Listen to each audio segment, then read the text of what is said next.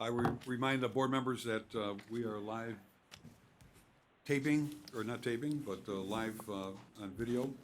And also, please turn on your microphones if you have not. And I'll call this meeting to order.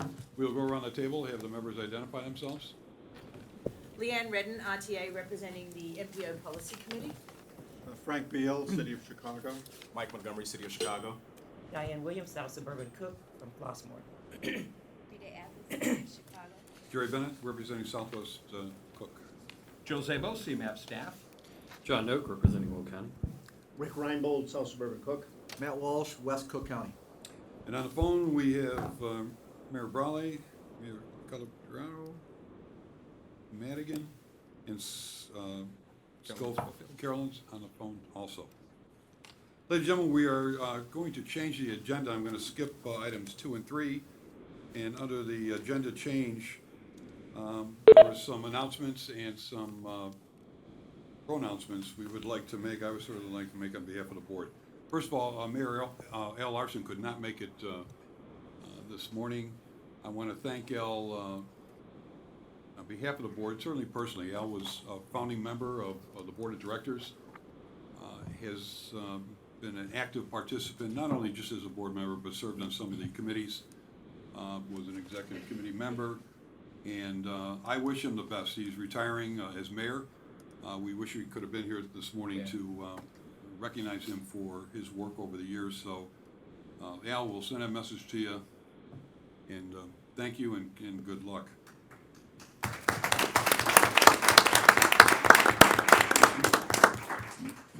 Probably the most significant thing of the change of agenda is for me to announce a change in leadership at CMAP, and that's the executive director. First of all, I want to thank the selection committee. We spent a lot of time and a lot of effort with a lot of good candidates. So Frank, Rita, John, Carolyn, and Rick spent a lot of time. We were down here for 3 days, plus on the phone on the initial interviews that took place. I also want to thank Heidi Vorhaus from HR Gov, who did a very, very professional job. We had over 70 candidates apply for the executive director's position. It then got down to a screening of about 20, of which the select committee went over those candidates, and we decided to interview 8. It turned out one of the candidates dropped out, so it was an interview of 7 candidates. Very qualified people, and it was a very, very tough decision, as the board members know, even down to the end, which we completed on Monday.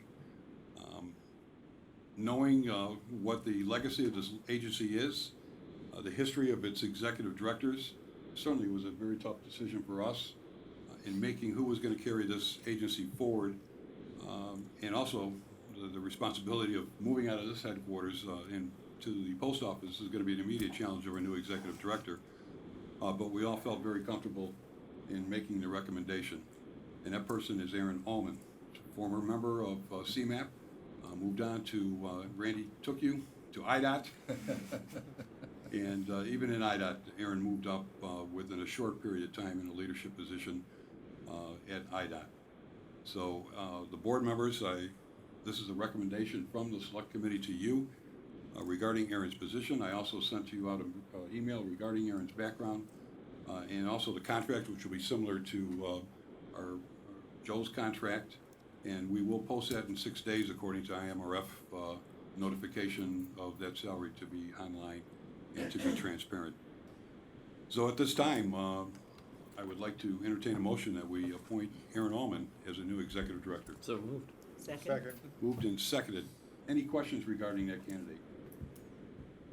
All those in favor signify by a vote of aye. Aye. Opposed, vote of no. Aye. Erin? Erin, congratulations.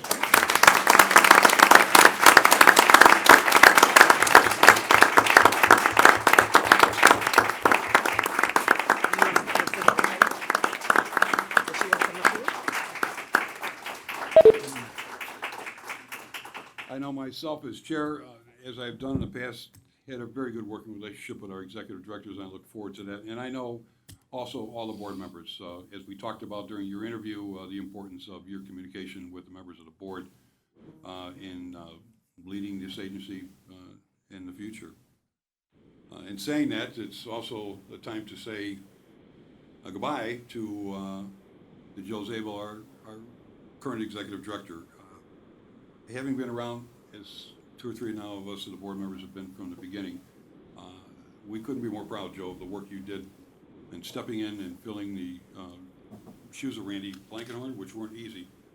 But I can say this, that you also were required to be involved in the second major plan that this agency sent out to the world, and did an incredible job, improved the communications to the public of that plan, of organizing staff professionally to bring that plan about. But more importantly, I think as we talked to Erin about and the other candidates, how critical it was for this agency to remain steadfast with its partners. And you did an outstanding job in maintaining that relationship with the counties, with the COGS, with the key stakeholders throughout the region during those 4 years.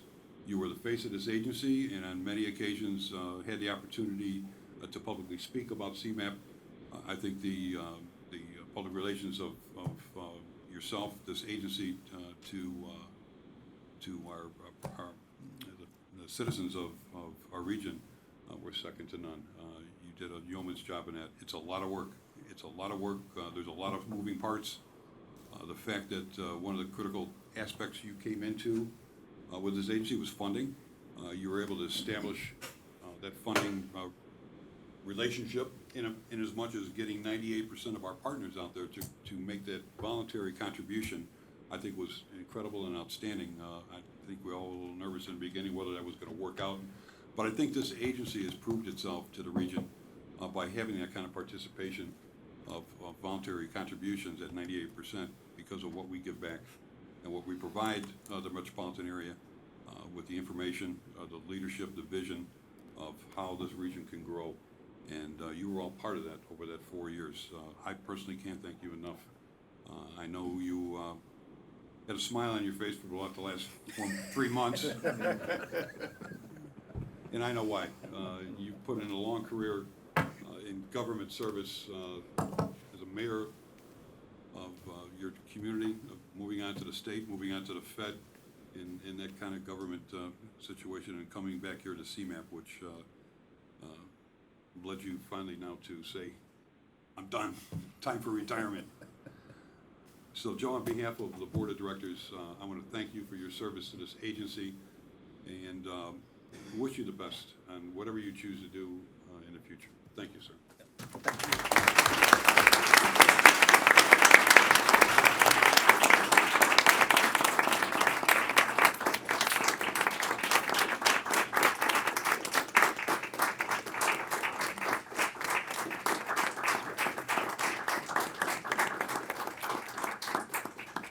CMAP as always has beautiful plaques that we give to our people who have contributed to this, and we give you what is plain and simple of what this agency represents. We're always moving onward, Joe, and on behalf of the Board of Directors and senior staff and the employees of CMAP, again, thank you very much for your work over the last 4 years. Thank you, Chairman.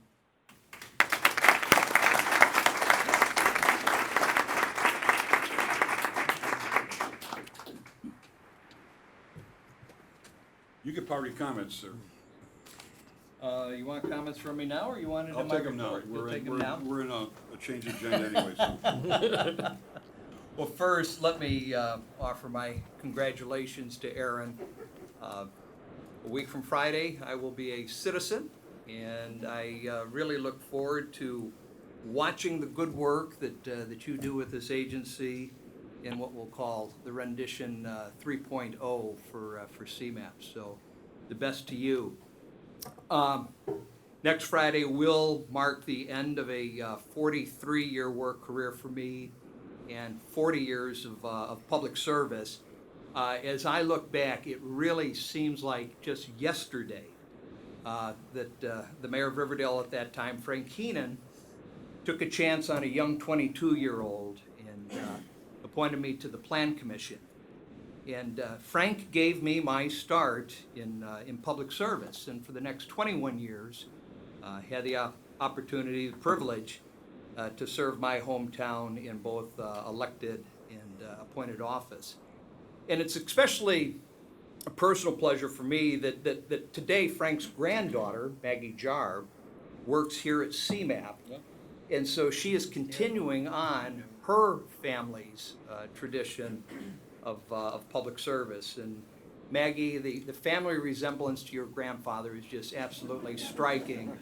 But it's been a little bit of a, not that I get to play favorites with staff, but a special privilege to see you working here and to know that Keenan commitment to public service lives on.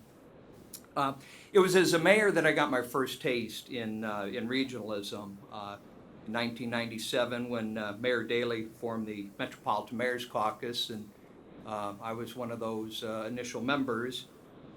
It was there that I got to meet Rita Athis, who had the job of pulling us all together. And Rita, over the last 22 years, I've just learned so much from you, and just have appreciated your professionalism, your guidance, your friendship. It's just been remarkable. But it also gave me the opportunity to meet regional leaders like Jerry Bennett, Mayor Palis. You were an old-timer as a mayor then, and so as a rookie, I was looking forward to learning things from you. Al Larson, I wish Al was here today, because, he was one of those that were instrumental in the formation of the caucus and advancing regionalism. Jeff Schelke, of course, who still continues on today. Nancy Furfer. And together we worked on those issues. At that time we called it smart growth, but smart growth and transportation were several of the key focuses that the Metropolitan Mayor's Caucus focused on. And then it was in 1999 that the Civic Committee formed Metropolis 2020. And that's when I got to meet Frank Beal. And Frank, I look at this brochure. I love the photo of the young Frank Beal in Show here. the photo. Yeah, I'm going to share it with people later. See it. But it was with leaders like Frank Beal and George Ranney and Mary Sue Barrett at that time, and King Harris and Valerie Jarrett, and Penny Pritzker, and so many others, that the conversations were hatched to form a comprehensive regional planning agency. And this is, in fact, what led then to the creation of CMAP. I've been fortunate in my career to be able to serve what I call a dual passion of both transportation and public service. I was able to follow my father into the railroad industry in the fifth generation to work the rails, going back to the 1800s. And I couldn't be more thrilled than to sit through the South Cook study this morning on Metro Electric, because that's my old railroad. I hired out on there. I worked those trains in the mid-'70s, back when it was half-hour service all day long in the suburbs and the inner city.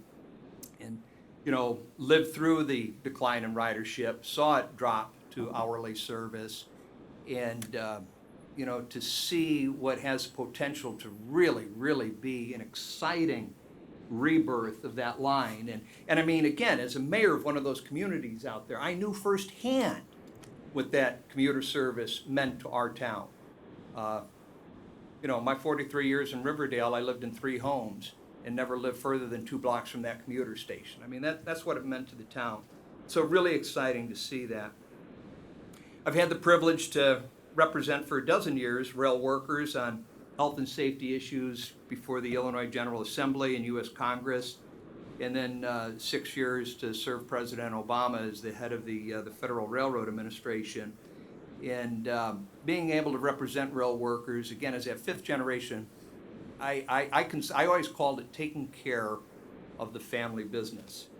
But all that brought me full circle back here to CMAP. And I know my time at USDOT, CMAP was always held in the highest regard as a high-functioning MPO. We would often talk about it when Secretary Fox in particular wanted to talk about MPO reform. CMAP was what I always held up, and others is, the model that needed to be looked at as reform was contemplated across the country. And so to be able to come home here, it's truly been an absolute honor to serve the region and the dedicated staff, and to help CMAP's continued growth and evolution into that agency that we dreamed of 20 years ago. To the staff, I'll say continued change is inevitable, and progress is impossible without change. Life is about change, but growth from that change is optional. And so it's always important to choose wisely.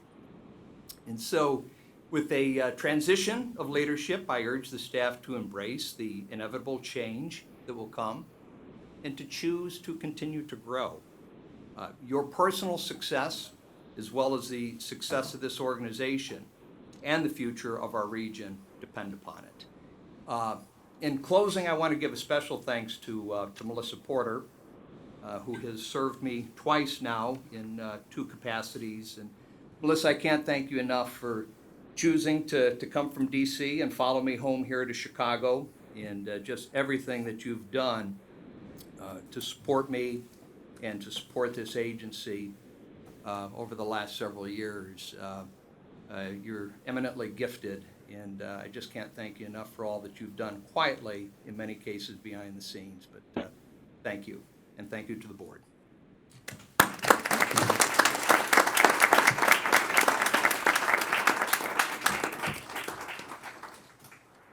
Thank you, Joe. And now, I'll entertain a motion to approve the minutes of our May meeting. Moved and seconded. Any questions? If not, all in favor, signify by a vote of aye. Aye. Opposed, vote of no, the motion carries. Joe, we're back to you. I'm talked out. Mr. Chairman, LTA packets are updates were in your packets of information. Wanted to announce to the board and introduce our new Deputy Executive Director for Communications and Outreach, Kathy Lane. We're thrilled to have Kathy. She brings to CMAP just a depth of experience in executive speech writing, media relations, online and tech strategy, and developing and managing public campaigns. And these are going to be critical skill sets as we take a look at moving forward with the implementation of the On2 2050 plan. Kathy previously served as the Senior Director of Public Relations for the National Safety Council, and before that was the Director of Community Partnerships for CARE International, and before that was a Communications Manager for Nokia in Finland. Also wanted to inform you that spent time down in Springfield at the close of the session, continuing to work on our principles for a capital plan. And I think we were reasonably successful. I'll call it half a loaf, maybe 2/3 of a loaf. I think we were successful on many fronts in, certainly seeing the gas tax increase, indexed to inflation. Some good progress was made on sustainability of revenues. It's clear that more work remains to be done. I think there was a missed opportunity on advancing the performance-based programming elements, but I think several of the partners that we've worked with all are interested in continuing to advance that cause and believe there are ways to achieve that without legislation. From my standpoint, I think it's not only important, sound public policy, but actually could have been a good win for the General Assembly, to show to the public this is the trade-off. Yes, we need more money, but, we're going to ensure through good performance-based programming that it really is invested in the very best projects that generate the greatest return to the public and done in a transparent manner. So more work to be done on that. And I think also there's considerable amount of work to be done, continued to be done on vehicle miles traveled. Again, a huge step forward with the gas tax. With the indexing, we've bought ourselves a considerable amount of time. But even so, it is not going to be perfect over the long haul, particularly from our 30-year perspective. But certainly, we look forward to collaborating with our partners to prioritize and implement those key projects that ensure our transportation system is safer and more reliable. And then just a housekeeping note, as many are aware, the FAST Act contains rescissions that will happen next July in 2020. And those rescissions are going to be based on program balances at the end of this federal fiscal year, which is September 30. And so Jesse and the team are working very closely with the implementers, having the conversations with the Transportation Committee to make sure that people are very, very diligent in getting those obligations balanced, or those balances obligated before the end of the fiscal year to minimize the loss of revenues to the region. And with that, Mr. Chairman, that is my report. Thank you. Any questions of Joe? That was your last report. How's My that? final report. There you go. Everything's final today. Everything's fine. Under committee reports, Frank? Yes, we had two major items on the agenda for this morning's coordinating committee, one of which Joe has already referenced, and that is a presentation on a exciting transit study servicing the south side of the city and the south suburbs. The Metro Electric and the Rock Island District lines have been showing declining ridership for quite some time, and it's a serious loss of an opportunity to better service this community that really is a sector ranging from the loop down to the south suburbs. And it's a project of the RTA, CTA, Metra, PACE, and County Department of Transportation, and using change in fare structures, improved transfer policies, and increased service levels on those Rock Island and Metro Electric lines. We think will increase ridership substantially and can be done at a cost that, where the increased revenues offset the operating O&M costs for the additional cost of providing the service. And Cook County Department of Transportation has indicated they would backstop a 3-year pilot program, making sure that none of the agencies have any financial losses. The other item on the agenda was that Stephanie and her staff asked for guidance on next year's, not this year's, next year's local technical assistance program in terms of who might be eligible for local technical assistance grants and the criteria that are used to make those awards. They're rethinking it entirely, and the committee was able to provide some advice and counsel to the staff. Frank, was that pretty much predicated because of the money consideration of the program, or just in choosing projects? Both. Money's always an issue. Number one. But yeah, but more to the point, with the given money, it's time for rethinking. You know, what are the criteria we use? How do we generate more ideas? What themes should we be pursuing? And they're just simply getting ready for the next iteration of the program. So we are applying our own performance-based Yes, going yes, forward. yes, indeed. Very good. Any questions of Frank and the committee? None being, we'll move on to 8, which is procurements and contract approvals. Angela.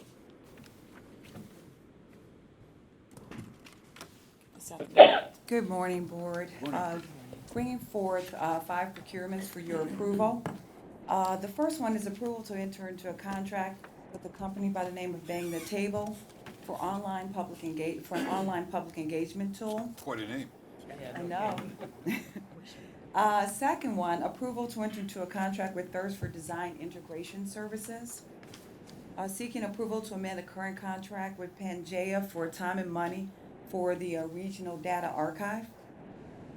Seeking approval to enter into agreement with Enterprise Community Partners for CMAP to provide support for the completion of the Cook County Regional Assessment of Fair Housing project.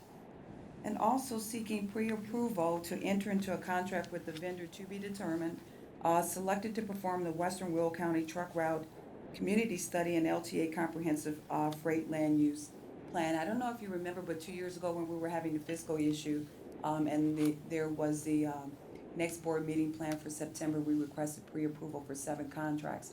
So this year, in the interest that the board will not meet until September, and we also are under kind of a timeline to spend the funding. We're seeking pre-approval for the very last contract. So today I'm seeking approval for all Any five questions on procurements. those various contracts and agreements? If not, the board or the chair will entertain a motion. We accept all five. Is there a motion? So moved. Second. Moved and seconded. Any questions again? If not, all in favor, signify by a vote of aye. Aye. Opposed? Vote of no. Motion carries. Thank you, Angela. You're staying up here for the next UWP two? program. Sure. Thank you. So I'll do the, next on the agenda is the Unified Work Program. So at your place, there is a memo outlining the UWP budget. The FY20 budget reflects efforts to ensure that CMAP remains operational and provides for the core transportation planning dollars for the City of Chicago, the Council of Mayors, Will County, and the transit agencies. The FY20 UWP budget also reflects efforts to ensure that funding for competitive proposals remain available for committee-selected projects. Federal funding is estimated to be $18.1 million this year, an increase of about $190,000 over the previous fiscal year. And with the required match, the total program is estimated to be $22.6 million. With this budget, $21.3 million will be awarded to core programs for the agencies mentioned previously, and $1.3 million with match will be awarded to competitive projects for the total earmark amount of $22.6 million. This budget was recommended for approval by the UWP Committee, the Transportation Committee, and the Coordinating Committee. And today I'm seeking the board's approval of the FY20 UWP budget. Questions regarding it? Will there be any increase to the COGS going up this year or not? Not this year. Okay. We got it last year. Yes. COGS. No further questions. I'll entertain a motion to approve. So moved. Moved and seconded. Any questions again? If not, all in favor, signify by a vote of aye. Aye. Opposed, vote of no. The motion carries. Angela, you're up there again, number 10. Comprehensive budget. At your place, I believe is a copy of the CMAP's FY20 comprehensive budget for your review. As I mentioned last month, my goal is to get approval from the board. I'll just do a quick overview again. The budget reflects CMAP's funding requirements to conduct our core MPO activities, to coordinate projects that implement the plan recommendations of On to 2050, provide funding for non-transportation planning work, and to provide funding to CMAP partners in the form of operational and competitive funding. Total revenues are projected to be $19.8 million, which is up $1.4 million from the prior fiscal year. And total expenditures are $19.5 million, up $1.2 million from the prior fiscal year. A couple of highlights for the comprehensive budget I'd like to mention is that there's a stabilization of the local dues at its 3-year historic rate of $887,000. So for the FY20 budget, CMAP will not increase local dues. As I mentioned earlier, CMAP was able to award $1.3 million to CMAP, RTA, CDOT, and CTA for competitive projects. Each of these projects were 100% fully funded. The budget also reflects a 5% decrease under personnel costs due to a new salary calculation we used based on average turnover rate and average full-time employee on payroll. Couple of increases I like to note is that there's an 8.5% increase in our operating budget, and that's primarily due to CMAP's relocation to the post office. There's a 3.5% increase in occupancy expenses, and that's just common in terms of our lease, in terms of rent, real estate taxes, common area expenses, and utilities. And finally, there's a 37% increase under contractual services. These are related to year 1 implementation activities for the new plan, recent state awards in which we're required to make the local match, and completion of NPO required projects such as the travel survey and the land use, which will continue through FY20. And so today I'm seeking the board's approval for the FY20 comprehensive budget. Questions? Yes, sir. Go ahead, Mike. Yeah, just one question. Angela, thank you very much for the presentation. Thank you. I tried to make it brief. Yeah, this was great. So just going back to a point that you made as far as contractual services, there's a 37% increase. Is there anything that you can speak to as far as the outreach that we've done, or the outreach that we will do as far as attracting diverse vendors, making sure that we have knowledge and information transferred to diverse vendors across the region? Sure. So we had a conversation after the draft budget where we talked about CMAP's compliance for MeBe, WeBe, DBE participation. Currently, because our funding is passed through IDOT, we're not required to have a compliance program. So we don't actively go out and recruit, select contracts on the basis of that. However, as I mentioned to you, one of our largest single vendors that we do business with is a minority-owned company. It's our IT company, SLG. I think we expend about $800,000 a year with them, and they've been on board for at least the last 6 to 7 years. As I explained to you, my plan is to meet with the deputies and talk about a plan to do outreach, because that is important to us. But I did want to kind of preface it in a way that we haven't done it historically just because we don't have a compliance program. Having a compliance program is required that you do disparity studies, you determine what your stated goals are. We don't do any of that, but we are going to look into outreach. We are doing some outreach. In fact, this fall, I'm going to talk to the deputies about potentially including some vendor component of that outreach effort. There's 5 forums planned in, I believe, September, October. So that's kind of the plan on the table right now. But that's why we don't do compliance today. Definitely, and I applaud the effort, and I know all the hard work that goes into this, and all the hard work that you and your staff have done. If there is any way that I can be of service as far as attracting diverse vendors and making sure that we get the word out, I'd be happy to help. Okay, thank you. Thank you.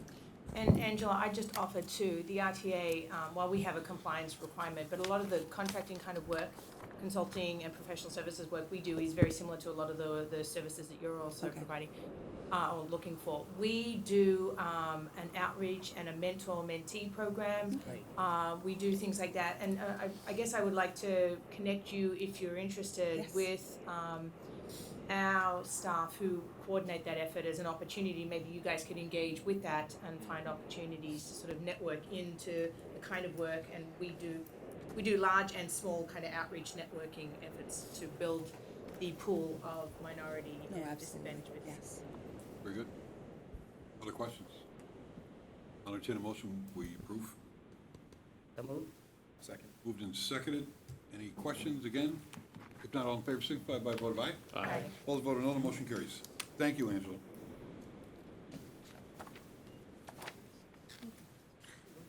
Under the public participation plan, right? Am I in the right? Do the MOU No. first? No, I'm sorry, Melissa, Okay. I'm moving too fast here. Okay. Under the That's a bad MOU with CMAP and our policy committee. Melissa, go ahead, I'm sorry. All right, good morning. Morning. Today we're going to ask for your approval of the Memorandum of Understanding between the CMAP Board and the MPO Policy Committee. Last month, you saw a draft of the proposed changes. Since then, we haven't made any additional ones. They are largely focused on minimal substantive, grammatical, and stylistic changes intended to capture the changes that the board made to CMAP's committee structure at their meeting in November. Last Thursday, the MPO Policy Committee approved the MOU, and I'm happy to answer any questions that you have about the changes, and otherwise I'll ask for your approval. Any questions regarding that? I'll entertain a motion. So moved. Second. Moved and seconded. Any further questions? If not, all in favor, signify by a vote of aye. Aye. Opposed, vote no, the motion carries. Thank you. Thank you, that was quick. Now, under public participation, Jane? Welcome aboard, by the way. Thank you, Mr. Chair.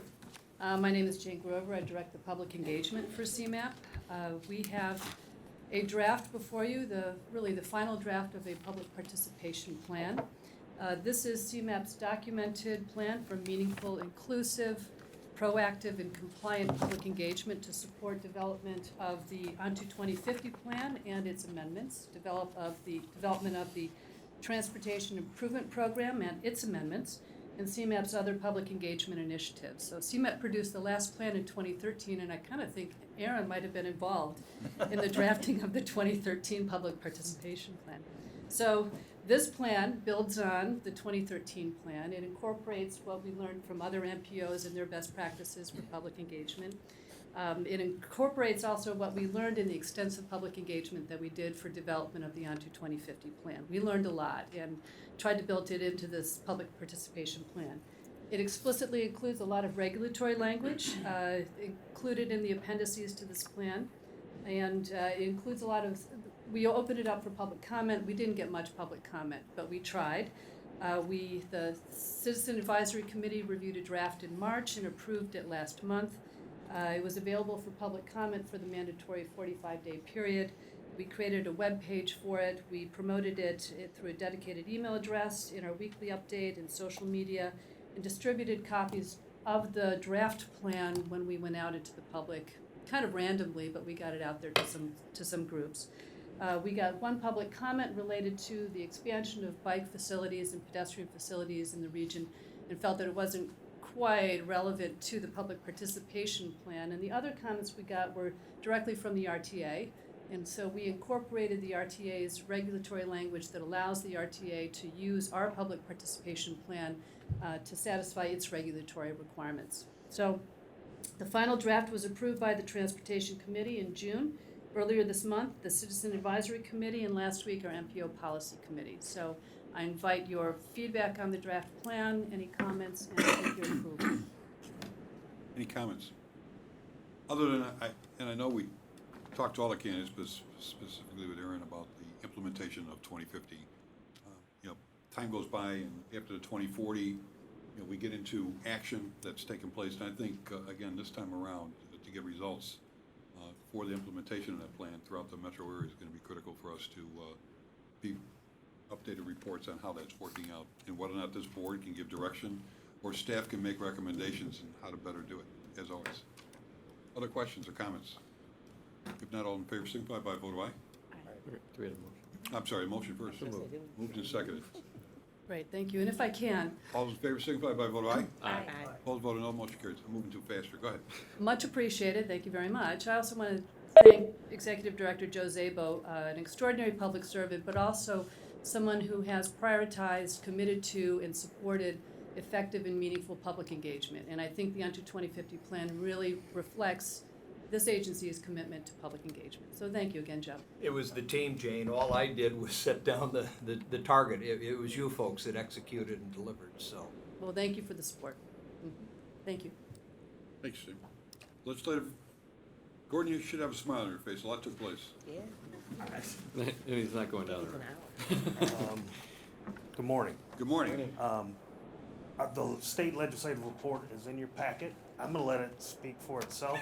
I mean, Joe hit the highlights about what took place with the capital bill, which still hasn't been signed by the governor, and so we anticipate that happening before the end of the month. But all told, it was a pretty good session. I will say the miss that we that appears to have happened with performance-based, I think I'll say a near miss, because there was ongoing discussion by multiple partners, by all four caucuses, and even from members of the governor's staff. So I think it's just a matter of time. It still can be done administratively. So that's an opportunity that we might need to pursue, but. Yeah, if I may, I think Gordon is absolutely on the mark. While certainly we wanted and believe that it should have been put in legislatively, I think significant progress has been made on the conversation. And both throughout the General Assembly as well as, with IDOT and the governor's office, that our challenge was it was just a little bit new to too many of them to get completely comfortable with. But while a lot more work remains, I'm not convinced that it's going to be a huge heavy lift. I think, Gordon absolutely nails it when he said it was a near miss, and, significant progress has been made.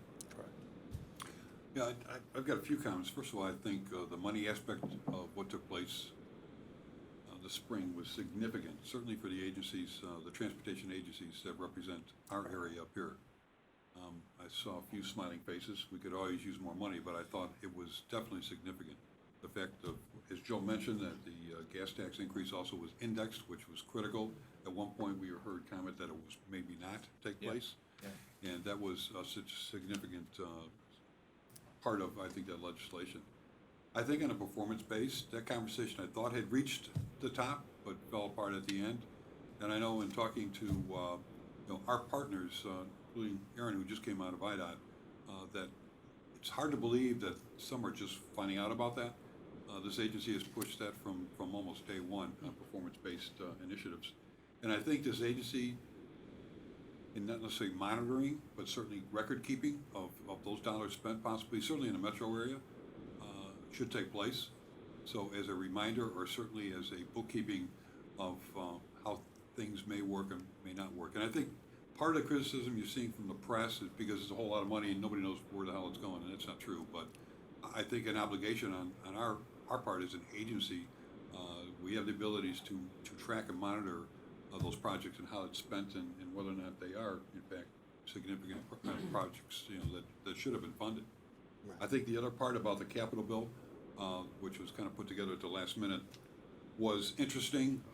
It really, as I kind of predicted about 3 months ago, turned into basically a legislative initiative type program, which some towns prefer that because it doesn't involve a whole lot of grant writing, but certainly there's certainly performance based in that kind of money too.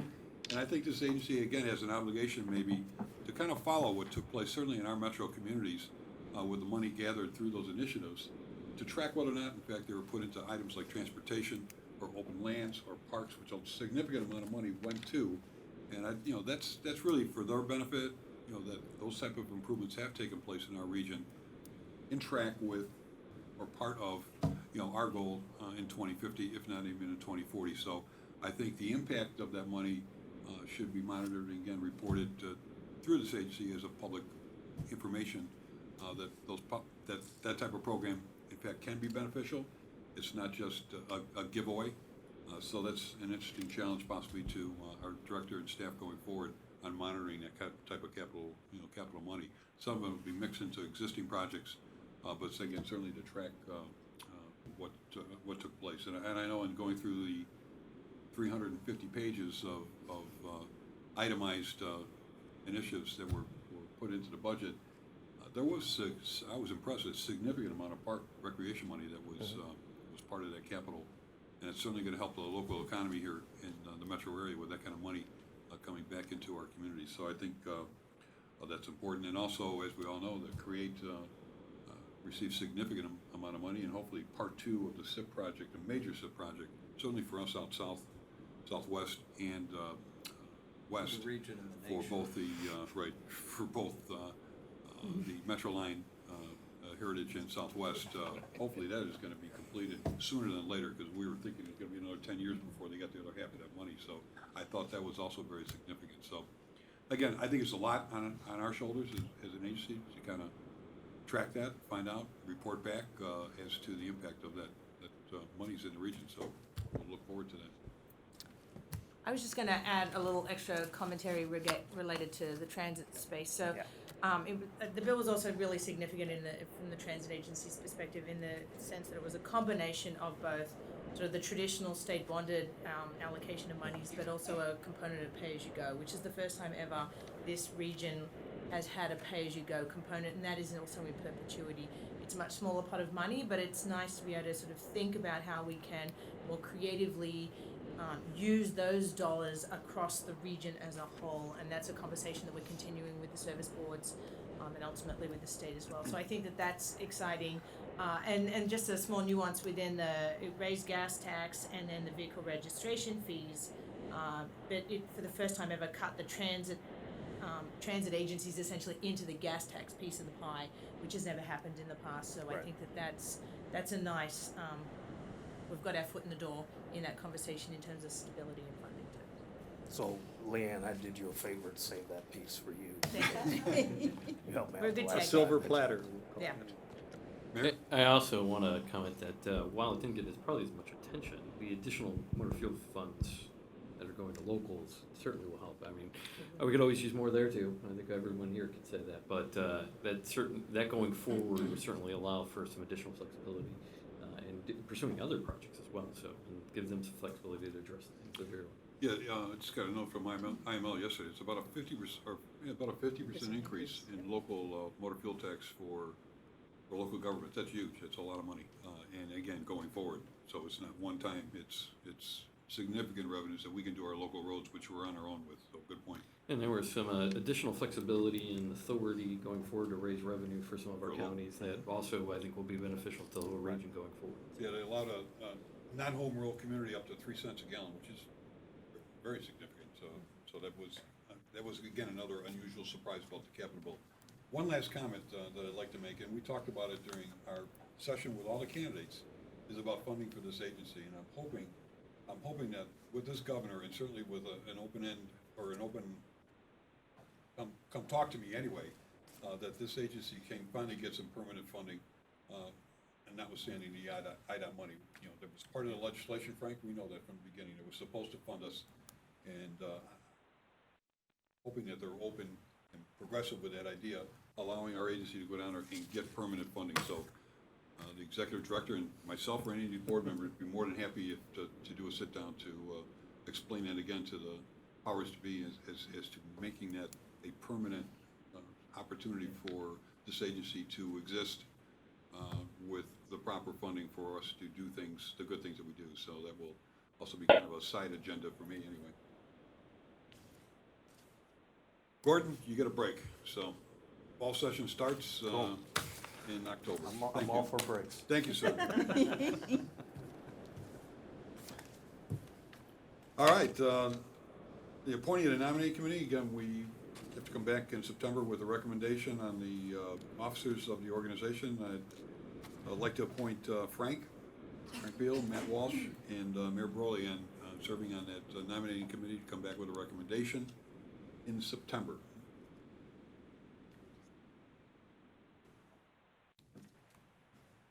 And again, finally, Joe, I want to, on behalf of the board, you know, I don't know if Joe remembers, the first time I actually really met you was through the caucus, Metropolitan Mayor's Caucus, when we formed that. And one of the committees they set up, which was the most controversial committee of the caucus, and that was to discuss the airport situation in Chicago, including, you know, the third airport. And I remember walking into a meeting that was, we were just getting to know each other as mayors in the metro area. Not that we didn't know each other, but to formally meet. And man, what a hotbed that was. You, unfortunately, because we co-chaired that committee, you got the job at the state, and I was left with chairing that committee.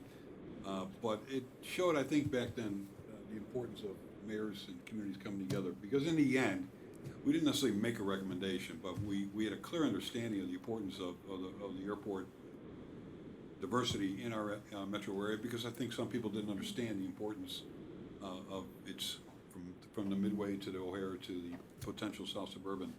And I think it was a coalescing of mayors that we were able to accomplish in the end with just more of a general knowledge that to talk one-on-one about how significant they all played a role in our area. But if you remember, you got transferred to the state or took on the job at the state rail. You know, it's, Mr. Chairman, if I may, my opportunity to meet the mayors from across the region, it allowed me, even my time in federal government, I have always said that, one, mayors were my favorite group of people, and two, that local government on the lowest level is the best layer of government because it's the most responsive. The fact that local mayors have no place to hide, that you're most accessible to your people, whether it's the gas station, the supermarket, or church on Sunday. And so much of what I've learned, you know, I learned from you and those other mayors. So, Good point. And I think when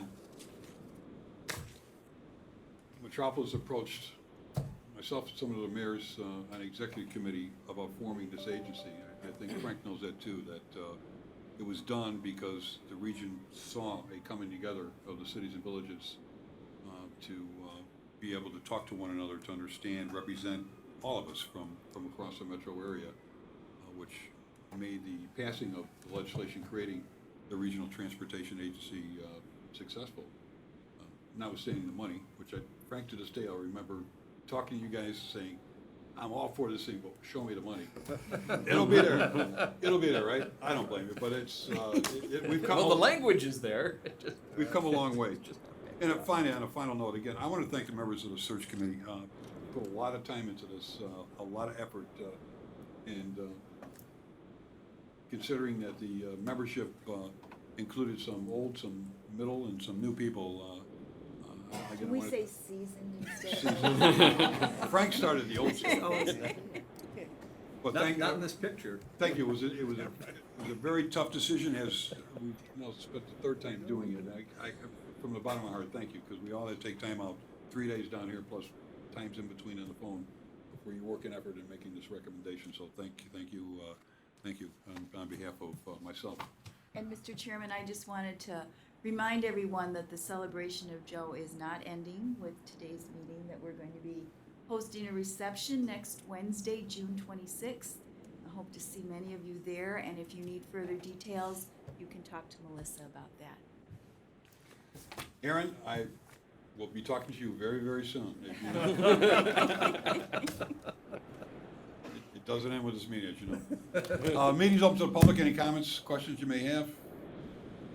The executive committee will meet quickly after this board meeting. Again, we are off for July and August, thank God. We will have 2 new members coming on board in September. We have a replacement at Lake, and there will be a replacement at Northwest regarding those potential candidates. One of the things I'm going to ask our new executive director to do is, on these new appointments, I am absolutely, if I have to go meet with the county boards or the county presidents, is they've got to make a commitment to this agency in attendance. I'll say that publicly because I think it's important to say it publicly as an outreach to those who appoint members to this board. I appreciate the dedication and work of the members that are on this board, certainly those who have taken this very seriously and not only attend the meetings but have volunteered to serve on certain committees. And I think going forward, we're talking about maybe having a couple ad hoc committees to work with the new executive director on some ideas and thoughts that we need to possibly improve with some of the sub work that takes place, whether it's in public relations or outreach or whatever it takes. So that's going to be a new start in September also, to get the board members maybe a little bit more active, if they choose to do so, in helping work with staff and senior staff as to some ideas about making it even better. So with that in mind, no other comments or questions? Any comments from the board? I'll entertain a motion to adjourn. Moved and seconded. All in favor, signify in usual manner. Motion carried. Meeting adjourned. Joe? Aye. Good luck.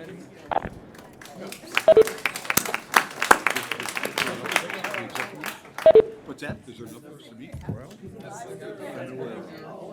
Yes. Yes. It's odd that